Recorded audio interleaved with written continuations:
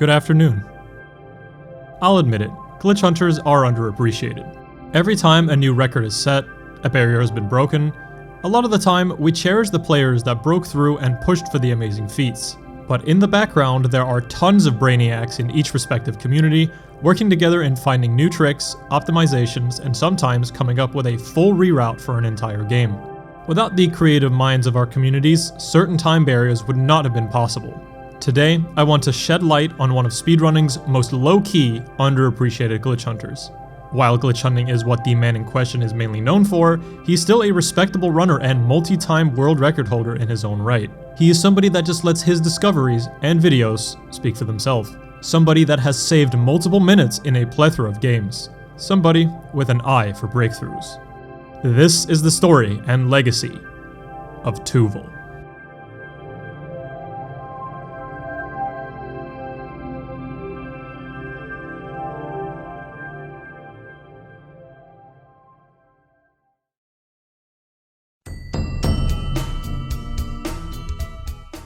Let's take it back to 2013.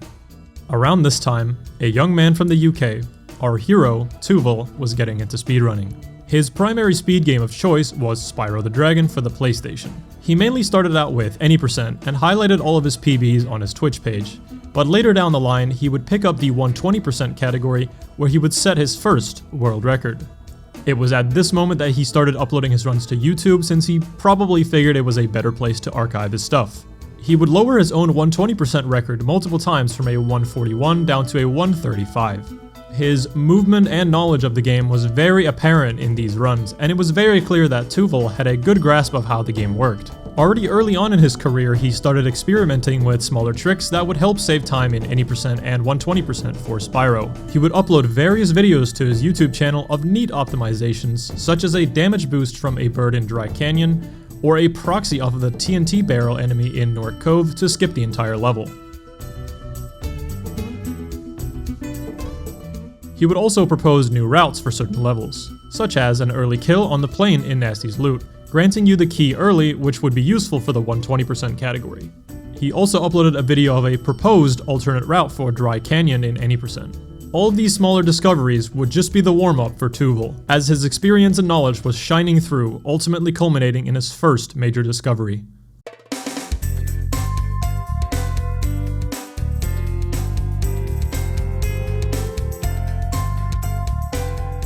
For those unfamiliar with Spyro the Dragon, I'll explain how beating the game works first, as it's important context for Touval's discoveries.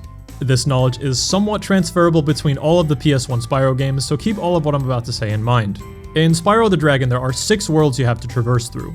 In order to get to the next world, you have to meet a specific requirement from the balloonist of each respective world. Sometimes it's needing to have freed a certain amount of dragons, other times it's gems or dragon eggs. The standard procedure of progressing through the game for homeworlds 1 through 5 is collecting stuff. Homeworld 6, or Gnasty's world, works a bit different from the other homeworlds in that you can't just run around freely and enter whichever level you want. You are forced to reach the end portal of North Cove in order to unlock the next level. The way the level unlocks is linked to the big dragon heads in the homeworld. The mouth of the orange dragon will open once North Cove is complete. This leads into Twilight Harbor, and once that is complete, the mouth to the final boss, Gnasty Nork, opens up as well. The last green dragon head is Gnasty's loot, a bonus level needed for the full 120% completion. So yeah, the objective is simple. Go through the levels, collect dragons, gems, and eggs until you reach Gnasty's world, beat the 3 required levels there, and the game is complete. On August 6th, 2013, Touval uploaded a video titled Gnasty Nork Early. This showcased a video of Touval reaching the Gnasty Nork portal entrance by going through the top of the mouth. With a well-timed charge jump into a regular jump, you have just enough height to clip through it. This was only possible on the European PAL version of the game since Spyro jumps a couple of units higher. This, however, was later performed on the American NTSC-U version as well. This skipped the need to play through Twilight Harbor to open the dragon head to Gnasty Nork, which saved around 50 seconds in any percent. To quote Touval, "To make sure I wouldn't be wasting my time trying to do something impossible, I used a cheat program that let me moon jump. I used this to check to see if anything in the hub lacked collision, giving potential to a possible skip. As luck would have it, the dragon head encasing the Gnasty Nork portal lacked collision on top, unlike the other two dragon heads which were completely solid. After making this discovery, I was more determined than ever to find a way in before intended. Touval would follow his amazing discovery up 2 months later on October 16th, 2013, with another video. This one titled Skipping Delbin, North Cove, and Twilight Harbor. Delbin refers to the dragon you rescue at the center of the homeworld. This shows Touval doing a rat proxy to get on top of the North Cove portal, where you can then glide into Gnasty Nork. This is unfortunately not viable for RTA, the proxy is simply too precise, but still an amazing find by Touval, proving his creativity where the game really didn't give him any options. Touval said that these two discoveries was the inspiration to look for more now that he knew he was capable of finding them. And oh how right he was, because he would go on a complete rampage from here on out. Let's jump forward to the third Spyro game, Year of the Dragon, where Touval's next big discovery would take place.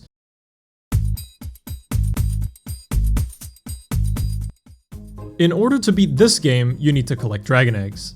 To move from world to world, you need to collect the final dragon egg from each level, where a resident of that world will help you with the air balloon to reach the world's boss. You do this 3 times until you get to the 4th and final world where the final boss, the sorceress, all of a sudden has a 100 egg requirement on the door. So you can't exactly just go to each level, go to the end, get the 1 egg, and leave. That would leave you severely under your required amount. So the speedrun consisted of getting the fastest 100 eggs, then going to the sorceress. It was Touval's quest for glory to skip this 100 egg requirement barrier for the final boss fight. It was already known for a while that you could get on top of these sorceress castle walls by doing something called a helmet proxy. By walking under the gladiator helmet that houses the Desert Ruins portal, Spyro can be launched backwards up the wall with a ton of speed.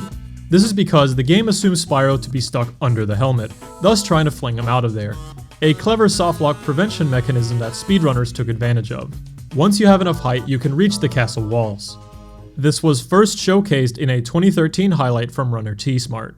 Send me flying, damn it.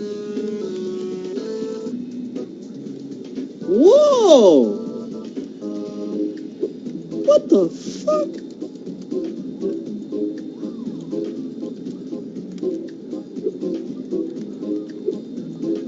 What was that? I thought I was doing like a extended super slide. Touval felt that T-Smart didn't really explore around the area very much, so he went to work. He got a helmet proxy onto the castle walls, and, well, I'll just let this speak for itself.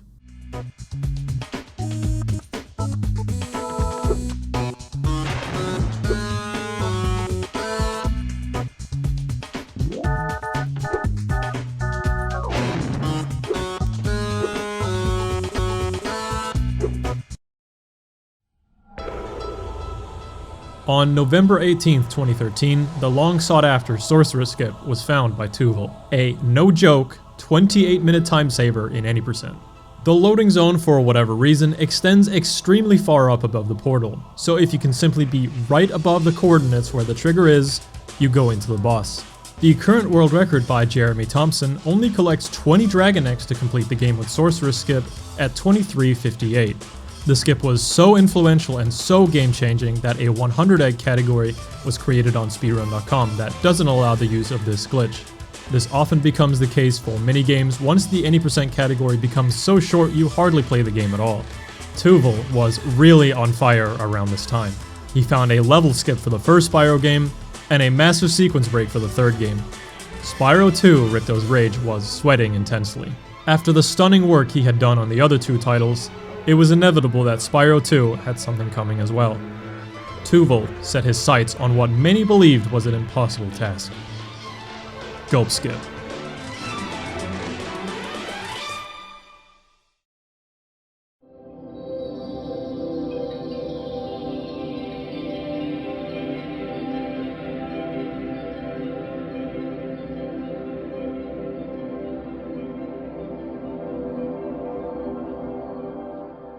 In Spyro 2, the collectibles you need to beat the game are much simpler. 3 homeworlds with 3 big bosses. You need 6 talismans to get into Crush, 14 talismans to enter Gulp, and for the final boss Ripto, you need 40 of the 64 available orbs. A swim and air glitch in the third homeworld was found quite early. This bypasses the 40 orbs for Ripto. A skip in a crush was also found, which bypassed the need of the first homeworld's 6 talismans. But the issue was Gulp. There was not even a close to conceivable method of skipping into Gulp. The boss loading trigger is a huge pit sealed away by a wooden door. Skipping into Crush is also pointless since you need all 14 talismans for Gulp, and 6 of them are located in the first homeworld. The second homeworld, Autumn Plains, is where Gulp's overlook is located, and getting in was gonna be tough.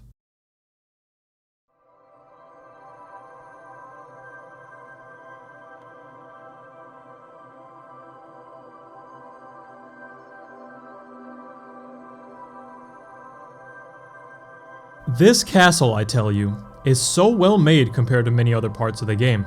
It's so huge, yet there are practically no holes, swimming air glitches, proxies, or anything really.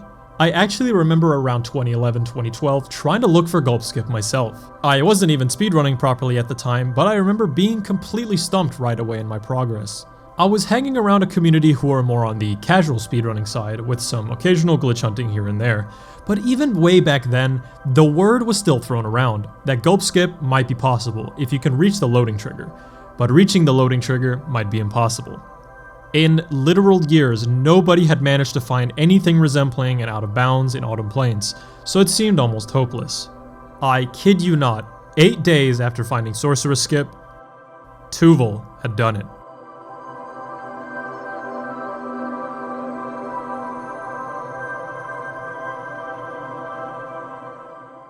He found a way into Gulp early. He demonstrated his method with a 20-minute long highlight on his Twitch. I will shorten the footage down a lot, but I really want you to see this skip. It's just cosmic brain levels of creative. So, I was trying to show you from the beginning actually. Basically involves this broken wall here, and you have to go to it from the other side. I'll save state here in case I fall.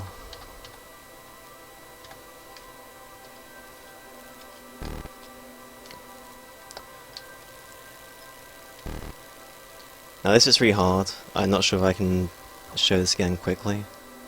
Wait, I'll just show you the position you end up in this position, and then from here you can sort of you have to move even more sort of not inbounds, but even more to the right, and you end up in this position like that if you do it right. And I'm not even sure how I got in this position, but I ended up here. But then I made it like that. I'm past the wall now, I'm past the broken wall, but I'm out of bounds, sort of, halfway. Wait, I'll show you the end of the skip. Like, I'll save state here. I'll show you the end. Like, so eventually you get, like, here, and you can just spam X, and hopefully get out of bounds. Just going to go. One funny thing about all 3 skips that Touval found, they're all relatively big notable run killers for the speedruns. Gulp Skip being no exception. People have gotten a lot better at it over the years, so it's not too difficult to perform, but doing it fast is the issue. The run now for Spyro 2 was essentially a boss rush. Once again, a category split was made once Gulp Skip was found, now with any percent and 14 talisman. If we jump forward to March of 2014, Touval would start competing for the world record in Spyro 2's any percent category, and would eventually be the first person to nail a sub 11, and then eventually the world's first sub 10 with a run of 941. The run garnered a lot of praise and decent views on YouTube. A huge barrier break like this is something we would have never seen coming just a couple of months ago. This run has the remarkable waterfall proxy to get into Ripto at the very end of the run. This skip is substantially more difficult than Gulp Skip to perform, but saves a huge chunk of time. Touval essentially created the end of the road for Spyro 2 with the discovery of Gulp Skip. Today, the world record sits at 7:54 by Spora. 7 minutes is actually mind-blowing for a PS1 game.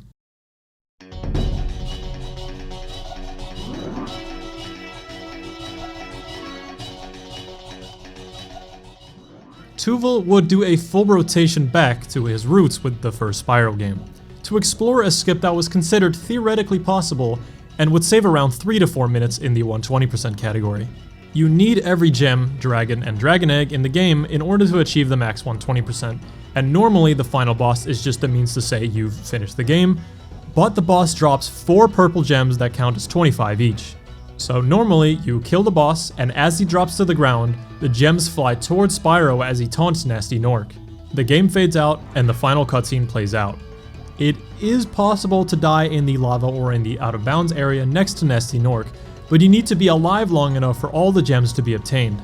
If you die too early, you won't get all the gems, and if you're still alive by the time the fade out approaches, the cutscene will play. So of course, Touval set out to find a way, merely another week after finding Gulp Skip. To say that he was on fire is now a severe understatement at this point. 40 views. I got out. Is that it? Was that it?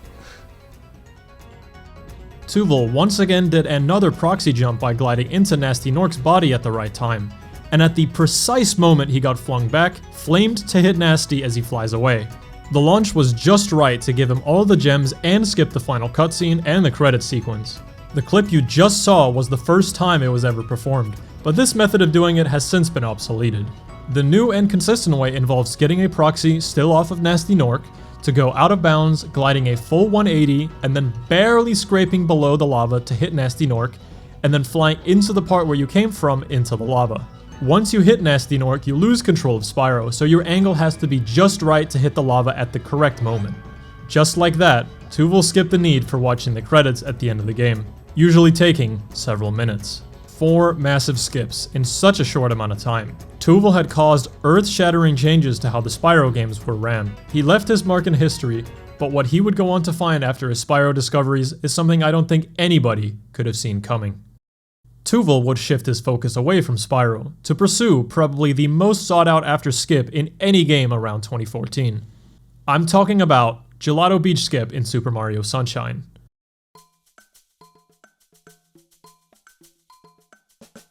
The level Gelato Beach is a bit different from the other levels in that the 8th shine of the level is always sitting there behind a glass tube. If you could just get into this glass tube somehow and collect the shine, you would unlock episodes 1 through 7 of Gelato Beach. This means you can select the 7th episode, Beat Shadow Mario, and that's all you would have to do for this level. This would cut out episodes 1 through 6, which are all more or less boring auto-scrollers. So it was crazy when we all woke up one morning and saw this. Then one day, along comes the Spyro speedrunner. That's right, the long sought after Gelato Beach Skip, or GBS, was found on February 21st, 2014 by Touval1, who doesn't even run SMS. This just goes to show that sometimes, having a fresh pair of eyes is exactly what you need to solve a problem, and if he or she is already a talented glitch hunter, that also helps. SMS was and still is one of my favorite games to watch. In any percent, Gelato Beach was a generally disliked stage due to the annoying mirror shine and the Sandbird autoscroller, so most people wouldn't miss it if it was bypassed. I had known about Gelato Beach Skip theoretically being possible to skip for a while, but I thought that given how popular a speed game it is, many people would have tried and failed to find a way to skip it, and I'd bring nothing new to the table. However, after finding major skips in the Spyro games, I had more confidence in my abilities to glitch hunt, and I finally gave it a look. I think I spent 2 or 3 solid days looking for GBS. Most of that time was spent on unsuccessful attempts trying to clip through the glass using the cataquacks. Once I had the idea to use the coconut, it didn't take me long at all before I managed to actually clip through the roof. The setup involved ledge grabbing the edge of the roof and centering the camera to perfectly align the camera so Mario wouldn't get pushed to the side as he ran into the coconut. As soon as I found it, I uploaded a vid to YouTube and posted it to a Spyro speedrunning Skype group. JumpyLuff then sent it to Samurai Man on Twitter for me because I didn't have Twitter at the time. To this day, this moment is still the highlight of my speedrunning career.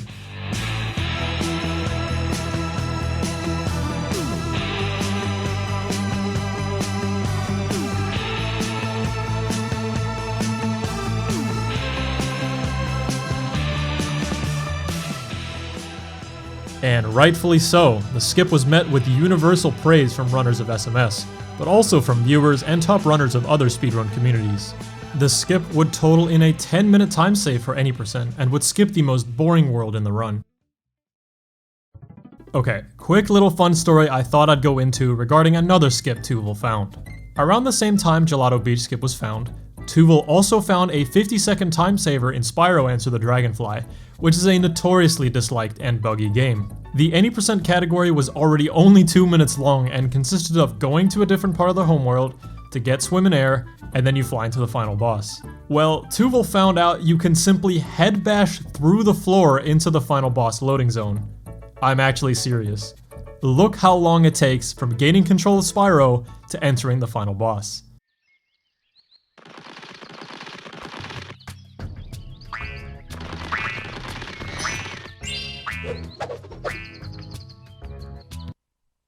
Yeah, it's a joke. Touval finished this run you're currently watching with a new world record time of 1 minute and 9 seconds. This game sucks, don't play it.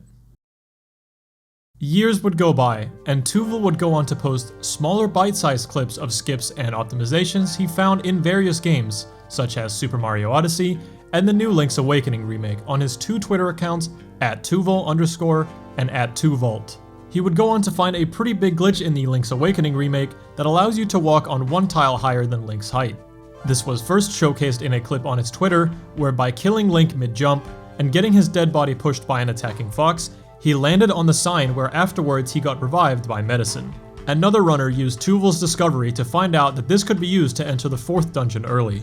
Touval also found what is known as a like launch, which is where a chicken is used to redirect the direction Link is thrown after being spat out by a like. The height from this is enough to get on top of the trees and is used early in the run to enter the 2nd dungeon without needing to rescue Bow Wow, saving around a minute. Touval claims that there's also one really big sequence break out there that would break Link's Awakening like no other. The current GBS of Link's Awakening is Early Rooster. The Rooster has been the source of so many late game skips and glitches that accessing it as early as before D3 would break the game open even more. All the pieces for the puzzle for Early Rooster has been solved except one, actually getting into the Rooster Cave without needing the level 2 bracelet to move the statue blocking the stairs. Please go ahead and drop Touval a follow on his Twitter pages. With what we've seen today, he could just drop Early Rooster on us tomorrow. Or perhaps another major sequence break. Time will tell what's next up his sleeve. So, I'll end the video on this. Perhaps the most crazy story of all. Let's go back a bit in the video, where I talked about a particular rat proxy in Spyro 1 that allows you to skip both North Cove and Twilight Harbor. Well, 2 months after finding Gelato Beach skip in SMS, Touval found an alternate way to enter Gnasty Nork early without completing North Cove or Twilight Harbor first. This would widely be known in the community as Coveless, and is insanely hard. So hard in fact that the current world record doesn't do it. As mentioned before, Touval is also a very good speedrunner, and was a top level player in Spyro 1 for a while. In 2016, Touval wanted to come back to Spyro 1 to compete for the record. He started up another attempt just as usual. It was a pretty average run with some minor time losses in the first 2 worlds. In World 3 he was ahead by a tiny amount, but the run crumbled by the 4th and 5th world, being behind by half a minute. He was simply too far behind, so pretty much everyone thought the run was dead, except for one drunk individual in the chat. Entering Gnasty's world, Touval glances the chat. Do Coveless and BP. PB. Sorry, drunk. Well, to be honest with you, I don't know if Touval had plans to go for it anyway, or if he really listened. But I assure you, I wasn't ready.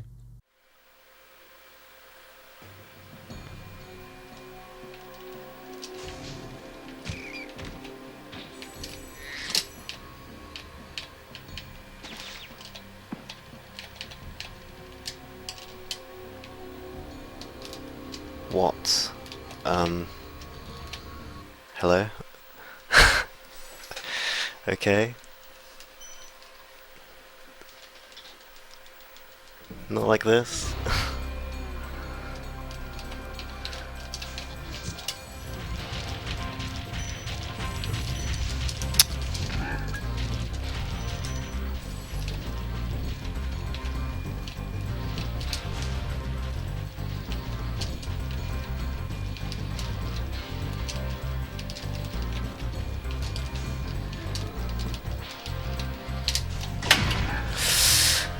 Well then.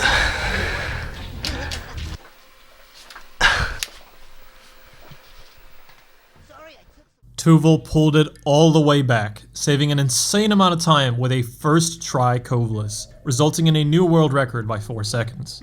This is the only time in existence that coveless is in somebody's PB, and even after 4 years when this was first set, this run is still a top 3 time. A testament to Touval's skill and understanding of the game. Maybe most importantly, clutch factor. I honestly thought coveless was going to become the standard to do in runs after this, but it seems that this run really was ahead of its time. If someone could nail a perfect run with coveless, 37 is out there surely. But as it stands right now, Touval is the only person who has nailed it. Call it accident? I say it's fate. Well, that was the story of Touval. He doesn't stream on Twitch or post to his Twitter that much anymore, but I'd still give him a follow for his contributions to all the games he's laid his hands on. You might just witness a new discovery if you're lucky. You might also witness him doing attempts of something again. His streams were super cozy and very laid back. If you enjoyed the video, make sure to subscribe as there is more speedrun history and lore coming to this channel very soon. Thank you so much to my continued and new supporters over at Patreon. I really appreciate your kindness even with the state of the world currently. If you want to support me, you can chip in $2 a month to get your name in my next video. But of course, no pressure. Just make sure you stay indoors and wash your hands. In any case, I hope you enjoyed the video. There will be more coming soon. Take care, and have a good one.